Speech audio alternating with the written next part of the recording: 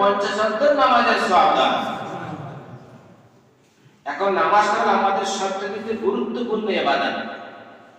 এই নামাজ যদি আমাদের সঠিক যেতে হয়েছে তাহলে সর্বকাজ কিন্তু আমাদের সঠিক হবে। নামাজ যদি সঠিক হয়েছে তাহলে চুরি দূর হবে, নামাজ যদি সঠিক হয়েছে তাহলে ডাকাতি দূর হবে, নামাজ যদি সঠিক হয়েছে পকেটমারি দূর হবে, নামাজ যদি সঠিক হয়েছে পরের মাল ছেড়ে খাওয়া কিন্তু দূর হবে। কিন্তু যখন নামাজ আমাদের সঠিক হবে না তখন এগুলো আমাদের কোনো দ্বিধাবোধ হবে না। আজকে বলুন, নামাজ পড়তে গেলে সর্বপ্রথম আমাদের কি করতে হবে? ভাই, নামাজ পড়তে গেলে সর্বপ্রথম আমাদের কি করতে হয়? ওযু করতে হয় না? পবিত্র থাকার ওযু করতে হয় না ভাই? হ্যাঁ, ওযুর মধ্যে কটা ফরজ বলেছিলাম ভাই? ওযুর মধ্যে কটা ফরজ বলেছিলাম মনে নেই? আমি গত জুমায় কিন্তু একটা কথা ছেড়ে গেছি, সেটা কিন্তু আমি ধরবো। কার মনে কত আছে আমি দেখবো, সেটা কথা মনে করবো। ওযুর মধ্যে 4টে ফরজ আছে তো? 4টে ফরজের মধ্যে সর্বপ্রথম 1 নম্বর যে ফরজ সেটা কোনটা? ওই ওযু করার মধ্যে যে 4টে ফরজ আছে, এই 4টে ফরজের মধ্যে 1 নম্বর যে ফরজ সেটা কোনটা? এই মোল্লারা ওযু করে কোনো ফরজ নাই না। 1 নম্বর শুনেননি? মুখমণ্ডল ধৌত করা। 1 নম্বর কি করা? চাচারা জানেন? চাচারা জানেন? শুনেছে ওযুর 4টে ফরজ ধুতে হবে, তো কোনটা প্রথম ধুতে হবে সেটা বলা নেই। তাহলে 1 নম্বর মুখমণ্ডল ধৌত করা। এর একটা হিসাব বলে দিয়েছে যে কপালে চুলের গোড়া থেকে নিয়ে থুতনির নিচে পর্যন্ত, এইখানে লব থেকে নিয়ে এইখানে লব পর্যন্ত এই পুরো মুখমণ্ডলটা ধৌত করা। শুনলেন তো? 1 নম্বর ফরজ কোনটা? জবানটা খুলুন না। 1 নম্বর ফরজ মুখমণ্ডল ধৌত করা। এই মুখ যখন ধুতে যাওয়া হয় তখন আপনার কুল্লি করা হয়, তাই না ভাই? নাকে পানি দেওয়া হয়। আল্লাহ রাসূল সাল্লাল্লাহু আলাইহি ওয়াসাল্লাম তার যে সুন্নাতগুলো আছে সব বিজ্ঞানপূর্ণ। আচ্ছা, ওযু করতে গেলে বলে ওযু ফরজ হলো মুখমণ্ডল ধোয়া, কিন্তু কুল্লি করা নেই আর নাকে পানি দেওয়া নেই।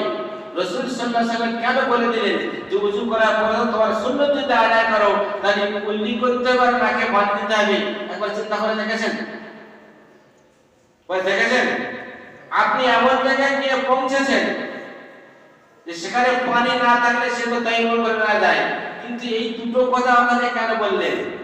যে পানি দিয়ে ওযু করবেন, যে পানি দিয়ে গোসল করবেন, সেই পানির মধ্যে যদি 3টে জিনিস যদি পরিবর্তন হয় সে পানি দিয়ে আপনি ওযু গোসল করতে পারবেন না। শিখবেন? একদিন মতো শুনিয়ে যদি ওযু করবেন, কিন্তু যে পানিটা দিয়ে আপনি ওযু করবেন ওই পানিটা তো আপনার আগে জানতে হবে যে পানিটা কি নাপাক না পাক, জানতে হবে না? উম্মতরা দাঁড়িয়ে পানি মেরেছে ওযু করে চলে আসছে, ঘরে যাচ্ছে ওযু করে চলে আসছে, কিন্তু যে পানিটা দিয়ে আপনি ওযু করবেন ওই পানিটা আপনার পাক কি না পাক আপনার আগে জানতে হবে, তারপরে আপনার ওযু বা গোসল সঠিক হবে। পানির মধ্যে 3টে জিনিস যদি পরিবর্তন হয় সেই পানি দিয়ে আপনি ওযু করতে পারবেন না, গোসলও করতে পারবেন না। পানির 3 কিসম। একটা হলো সে পানি নিজে পাক, অপরকে পাক করতে পারে। আরেকটা পানি হলো সে তো নিজে নাপাক, অপরকে পাক করতে পারবে না। আরেকটা পানি হলো সে নিজে পানি পাক কিন্তু নিজে নাপাক, অপরকে আর পাক করতে পারবে না। তিনটে বুঝেছেন? আরেকবার বলবো, বুঝতে পারেননি? 1 নম্বর হলো সে নিজে পাক এবং অপরকে পাক করতে পারবে। 1 নম্বর হলো। নাম্বার 2, সে নিজে নাপাক, অপরকে পাক করতে পারবে না। নাম্বার 3, সে পাক ছিল কিন্তু এখন নাপাক, অপরকে পাক করতে পারবে না। তিনটে বুঝতে পেরেছেন? মাথা যদি নাড়ার কাকে বোঝাবো? জি, মাথা নাড়াটা আপনার কিন্তু জোয়ানটা নাড়বেন না, শুধু ওযু করে নামাজ পড়তে আসছেন তো। নাম্বার 1, যে পানির মধ্যে 3টে যদি পরিবর্তন আছে, যদি পানির কালার যদি পরিবর্তন হয়ে যায় ওই পানিতে আপনার ওযু করা যাবে না। নাম্বার 2, পানির স্বাদ যদি পরিবর্তন হয়ে যায় ওই পানিতে আপনি ওযু করতে পারবেন না। তৃতীয় নম্বরটা লিখে দেবো, বলবো সব যদি শিখে যাবেন তাহলে মুক্তি শর্ত হয়ে যাবে। এখন বলুন, আল্লাহ রাসূল সাল্লাল্লাহু আলাইহি ওয়াসাল্লাম বললেন, আল্লাহ কোরআনে বিধান দিলেন তুমি যখন ওযু করবে মুখমণ্ডল ধৌত করো। রাসূল বলে গেলেন তুমি যখন সুন্নাত আদায় করতে যাচ্ছ তখন তুমি কুল্লি করো আর নাকে পানি দাও। তুমি যখন কুল্লি করবে তোমার ঠিক বলে দেবে পানির টেস্ট পরিবর্তন হয়ে গেছে, এই পানিতে তোমার ওযু করা যাবে না, বলে দেবে না? যখন পানি আপনি গালে দিচ্ছেন এই পানিটা মিষ্টি না তেতো না খাঁটা, ওই জিহ্বা আপনার তখনই বলে দেবে যে মেশিন টেস্ট করা মেশিন ভেতরে বসে আছে যে পানির টেস্ট পরিবর্তন হয়ে গেছে। ডালনা না তাহলে এক নম্বর, যখন আপনি গালে দিচ্ছেন সঙ্গে সঙ্গে স্বাদ পরিবর্তন হয়ে গেছে আপনি বুঝতে পারবেন ওই পানিতে আপনার আর ওযু হচ্ছে না। 2 নম্বর, রাসূল সাল্লাল্লাহু আলাইহি ওয়াসাল্লাম বললেন নাকে পানি দাও। তুমি নাকে যখন পানি দেবে ওই পানিটা সুবাস কি দুর্বাস সেটা তখন নাক বলে দেবে, দেবে না ভাই? ভাই দেবে না? তাই দুটো জিনিস ওখানে বলে দাও। তৃতীয় জিনিসটা বলবো সামনে জুমায় ফার্স্ট টাইমে বলবো, এই জুমায় বলবো না। এই জুমায় দুটো বলে দিলাম, তৃতীয় নম্বর আল্লাহ যদি বাঁচায় সামনে জুমায় বলবো। কিন্তু গত জুমায় যে আমি একটা জিনিস ছেড়ে দিয়েছিলাম সেটা কি বলুন? যদি এতদিন শিখিয়ে বলে যে আপনাদের লাভ দিতে হয় তাহলে বলবো, আর তা না হলে অন্য গল্প করে চলে যাবো। আমি গত জুমায় বলতে বলতে একটা জিনিস বলেছিলাম, একটা ছেড়ে গিয়েছে। আমি গত জুমায় বলেছি, কি মনে আছে কি?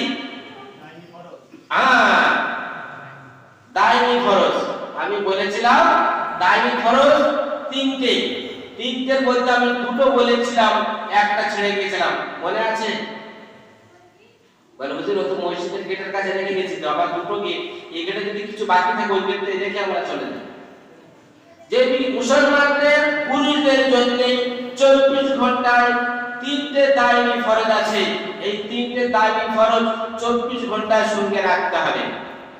এক নম্বর বলেছিলাম তাদেরকে ইমানি হালাতে 24 ঘন্টা থাকতে হবে।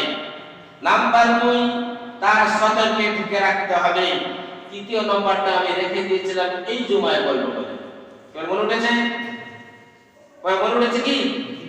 তৃতীয় নম্বর হলো, সেটা বললে কিন্তু আপনাদের সঙ্গে আমার ঝামেলা হবে। যদি বলতে বলেন তাই বলবো ভাই।